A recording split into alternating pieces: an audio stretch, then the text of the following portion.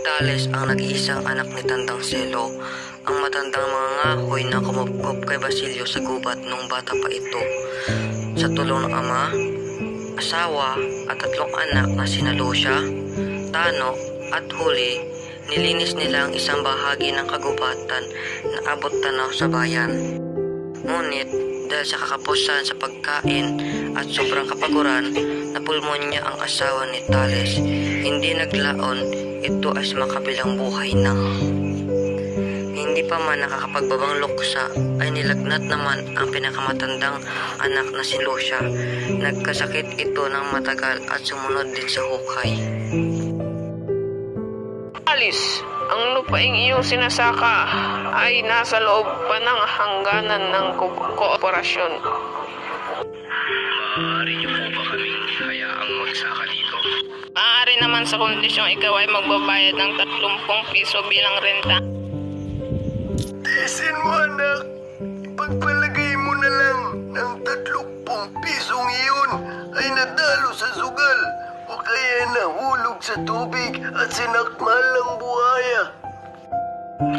Sa pagbabalik ng kura ay tumaas na sa 50 pesos ang renta sa lupa na kailangang bayaran ni Tales. Uminaon ka, anak ko. Isipin mo na lang na lumaki ang buhaya. Bunga ng pagsisikap ay unti-unting umunlad ang buhay ni Tales. Natupad ang kanyang pangarap na makapagpatayo ng bahay na yari sa kahoy at kasama ng pag-unlad ang pagtingala ng mga tao sa kanya, kung kaya't hinirang siya bilang kabesa di barangay. Ama, tunay na matalas mag-isip si Basilio sa ang kanyang talino. Kayang-kaya niyang makipagsabayan sa pag-aaral sa Maynila, kahit tulad din natin siyang maradita. Tinitiyak ko sa iyo, anak, na luluwas ka ng Maynila upang mag-aral din sa susunod na taon. Subalit ang pagluwas sa Maynila ay hindi na dumating. Tumaas ang renta nang tumaas pa at tumaas pa hanggang maging 200 piso, hindi na niya makaya.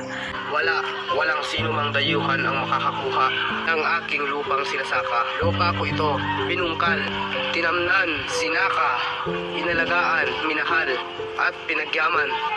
Manalo ka man sa kaso, anak. Tiyak na maghihirap ka.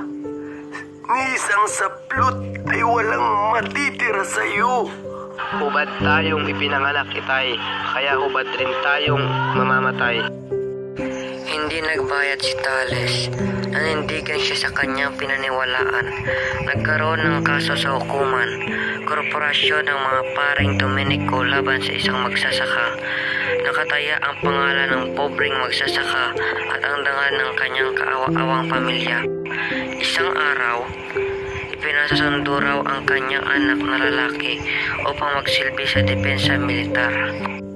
Pumapayag na akong magsanay kang humawak ng sandata. Napaluha si Tano sa hirap na haharapin niya. Hindi na siya nagpaalam pa dahil alam niya at nadarama niya sa pamilya ay si Huli lamang ang mahalaga sa ama. Makalipas ang 6 na buwan, Tano, gwardiya ng sibil. Napakabait na bata. Wala sanang mangyaring masama sa kanya. umiyak ng umiyak si Huli sapagkat nararamdaman niyang siya ay pinag-uusapan ng lahat, kaya't nagkulong lang siya sa bahay ng ama. Kapag lumabas ng bahay ang ama, kaagad sumisilip sa bintana si Huli at tinatanaw kung saan ito pupunta. Sa sobrang kaba niya, hindi matapos-tapos ng dalaga ang kanyang pagbuburda.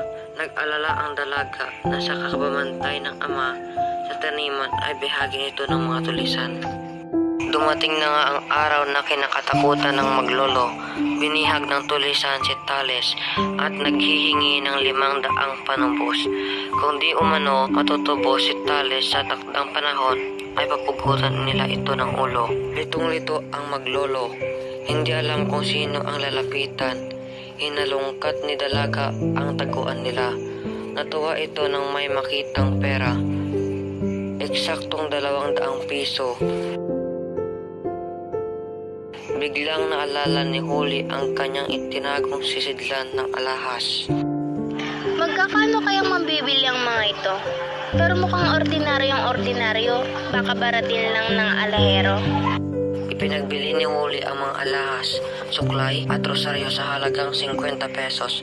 Malaki pa ang kakulangan ng salapi. Nagpunta si Huli sa mayamang taga Tiani. Kung itutuloy mo ang balak mo, mabuti pang magbalik na ako sa gubat upang hindi ko maramdaman ang kahiyang pinamumuka sa akin ng ating mga kaibigan. Habang iniisip ang lahat ng kanilang problema, kabilang na dito ang desisyong hindi tanggapin ang iniaalay na pag-ibig ni Basilio dahil sa sinapit ng kanyang buhay. Isang busabos, alila ng mayaman, taga-borda ng ponda ng unan.